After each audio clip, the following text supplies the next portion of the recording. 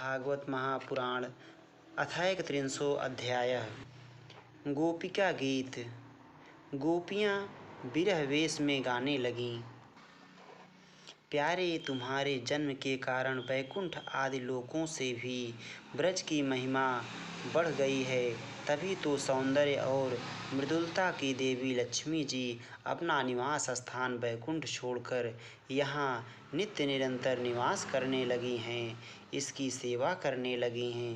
परंतु प्रीतम, देखो तुम्हारी गोपियाँ, जिन्होंने तुम्हारे चरणों में ही अपने प्राण समर्पित कर रखे हैं, वन वन में भटक कर तुम्हें ढूंढ रही हैं।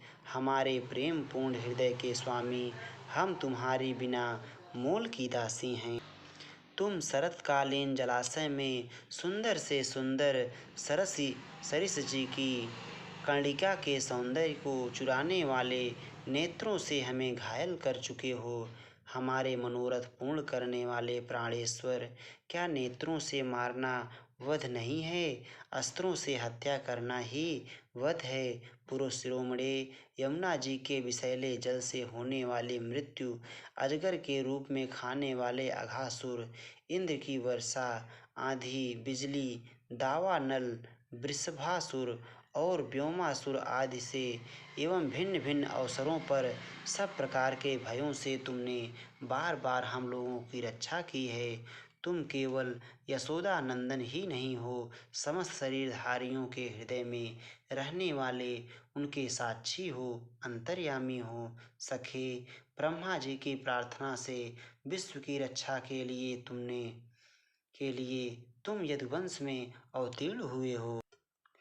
अपने प्रेमियों की अभिलाषा पूर्ण करने वालों में अग्रगण्य यदुवंश शिरोमणि, जो लोग जन्म मृत्यु रूप संसार के चक्कर से डरकर तुम्हारे चरणों की शरण ग्रहण करते हैं, उन्हें तुम्हारे कर कमल अपनी छत्र छाया में लेकर अभय कर देते हैं। हमारे प्रीतम, सबकी लालसा अभिलाषाओं को पूर्ण करने वाला वही कर कमल जिससे तुमने लक्ष्मी जी का हाथ पकड़ा है, हमारे सिर पर रख दो।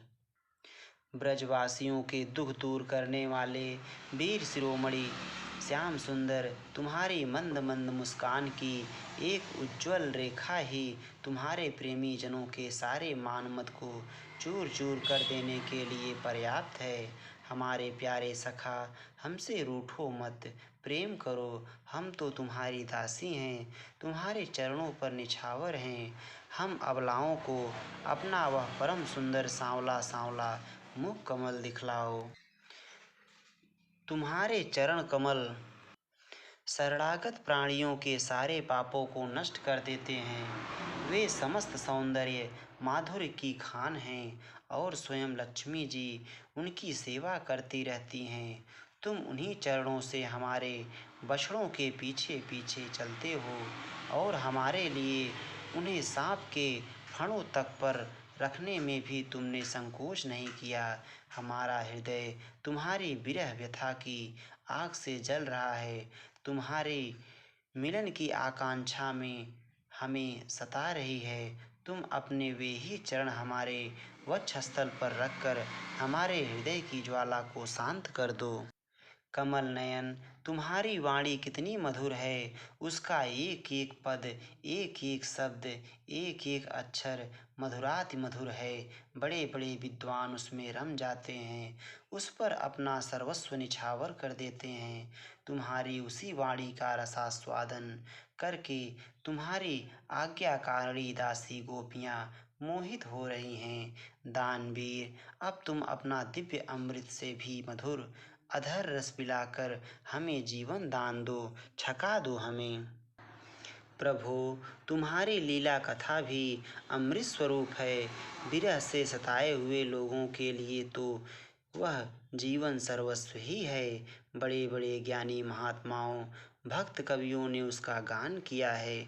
वह सारे ताप तो मिटाती ही है, साथ ही श्रवण मात्र से परम कल्याण का दान भी करती है। वह परम सुंदर, परम मधुर और बहुत विस्तृत भी है। जो तुम्हारी उस लीला कथा का गान करते हैं, वास्तव में भूलोक में वे ही सबसे बड़े दाता हैं।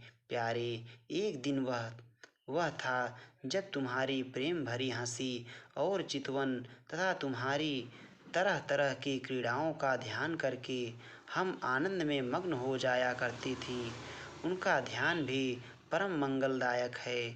उसके बाद तुम मिले, तुमने एकांत में हृदय स्पर्शी ठिठोलियाँ की, प्रेम की बातें कहीं। हमारे कपटी मित्र अब वे सब बातें याद आकर हमारे मन को क्षुब्ध किए देती हैं। हमारे प्यारे स्वामी, तुम्हारे चरण कमल से भी सुकोमल और सुंदर हैं।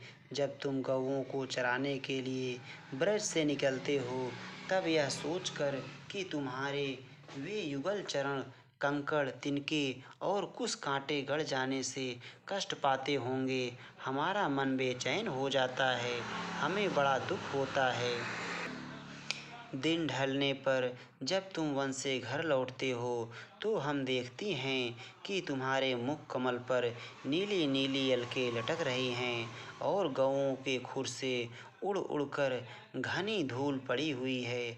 हमारे वीर प्रीतम, तुम अपना वह सौंदर्य हमें दिखा दिखा कर हमारे हृदय में मिलन की आकांक्षा, प्रेम उत्पन्न करते हो। प्रीतम, एकमात्र तुम ही हमारे सारे दुखों को मिटाने वाले हो। तुम्हारे चरण कमल शरणागत भक्तों की समस्त अभिलाषाओं को पूर्ण करने वाले हैं। स्वयं लक्ष्मी जी उनकी सेवा करती हैं और पृथ्वी के तो वे भूषण ही हैं। आपत्ति के समय एकमात्र उन्हीं का चिंतन करना उचित है, जिससे सारी आपत्तियां कट जाती हैं। कुंज बिहारी, तुम अपने वे परम कल्याण स्वरूप चरण कमल हमारे वक्षस्थल पर रखकर हृदय की व्यथा शांत कर दो। वीर शिरोमणे, तुम्हारा अधरामृत मिलन के सुख को, आकांक्षा को बढ़ाने वाला है।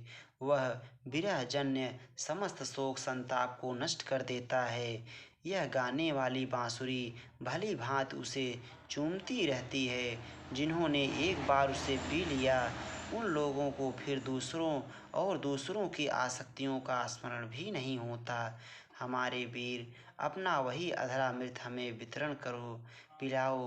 प्यारे, दिन के समय जब तुम वन में विहार करने के लिए चले जाते हो, तब तुम्हें देखे बिना हमारे लिए एक एक क्षण युग के समान हो जाता है।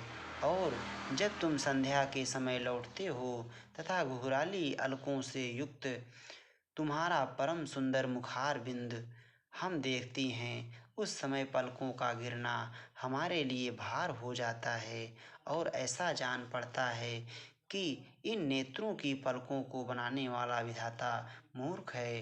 प्यारे श्याम सुंदर, हम अपने पति पुत्र, भाई बंधु और कुल परिवार का त्याग कर उनकी इच्छा और आज्ञाओं का उल्लंघन करके तुम्हारे पास आई हैं। हम तुम्हारी एक एक चाल जानती हैं, संकेत समझती हैं और तुम्हारे मधुर गान की गति समझकर उसी से मोहित होकर यहाँ आई हैं। कपटी, इस प्रकार रात्रि के समय आई हुई युवतियों को तुम्हारे सिवा और कौन छोड़ सकता है।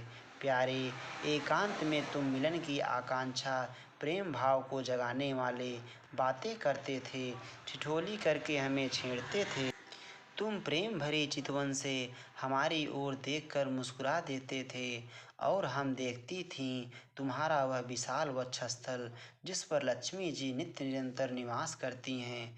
तब से अब तक निरंतर हमारी लालसा बढ़ती ही जा रही है और हमारा मन अधिकाधिक मुग्ध होता जा रहा है।